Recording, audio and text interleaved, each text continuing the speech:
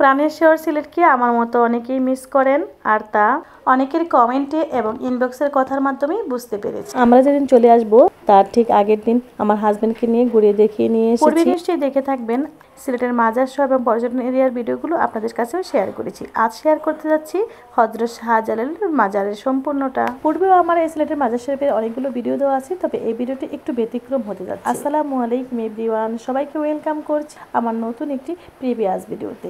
আশা করি সাথেই থাকবেন শেষ পর্যন্ত। হযরত শাহজালাল ছিলেন উপমহাদেশের একজন বিখ্যাত দরবেশ ফকির। তিনি ছিলেন অলিকুল শিরোমণি। সিলেট অঞ্চলে তার মাধ্যমে ইসলামের প্রসার ঘটে, আর এই দরগা শরীফটি সকলের কাছে একটি অত্যন্ত পবিত্র স্থান।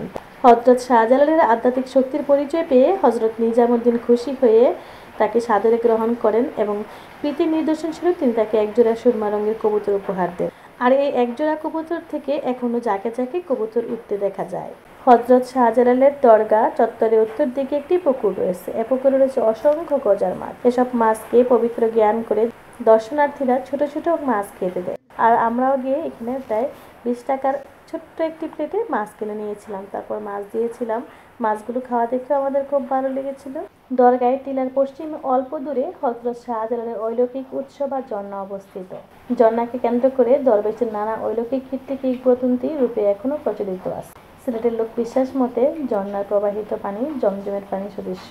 গজার মাছ দেখা হলে আমরা সেই দরগা টিলার পশ্চিমে কূপটি দেখতে পেয়েছিলাম, আর এখানটাতে জুতা রেখে সিঁড়ি দিয়ে তারপরে উপরে উঠতে হয়। এই তো আমার হাজবেন্ড জুতা রাখতেছেন। লোকমুখে শোনা হযরত শাহজালালের একটি কূপ খনন করার আদেশ দিয়ে প্রার্থনা করেন আল্লাহ যেন এই কূপটিকে জমজমের কূপের সঙ্গে সম্পৃক্ত করে দেন। এরপর তিনি লাঠি দিয়ে মাটির উপর আঘাত করলেন, আর সঙ্গে সঙ্গে এই কূপটির সাথে জমজমের কূপের মিলন ঘটে গেল। হযরত শাহজালাল রাদিয়াল্লাহু আরবের ইয়েমেনের অধিবাসী ছিলেন। তার ছিলেন কুরাইশ বংশের একজন সম্মানিত ব্যক্তি। তাকে পীরদের পীর হিসেবে অভিহিত করা হতো। তিনি বিধর্মীদের সাথে যুদ্ধ করে শহীদ হন। তার মা ছিলেন সৈয়দ বংশের এক মহিষী নারী। মায়ের মৃত্যুর পর মামা সৈয়দ আহমেদ কবির সোহরাওয়ার্দী তাকে নিজের কাছে নিয়ে লালন পালন করেন। তিনি বাগ্নেকে এমনভাবে বড় করতে চান যাতে তিনি পাত্র ও বৈদকদের সত্তরে গিয়ে পৌঁছে যেতে পারে। জাতি, ধর্ম, বর্ণ নির্বিশেষে সকল মানুষের আধ্যাত্মিক শক্তি যোগাচ্ছেন এই সাধক পুরুষ।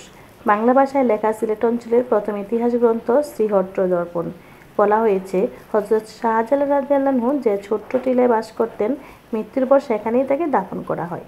দাফনের তার কবরের চারপাশে ছোট্ট দেয়াল তোলা হয়, পাশেই বানানো হয় একটি মসজিদ।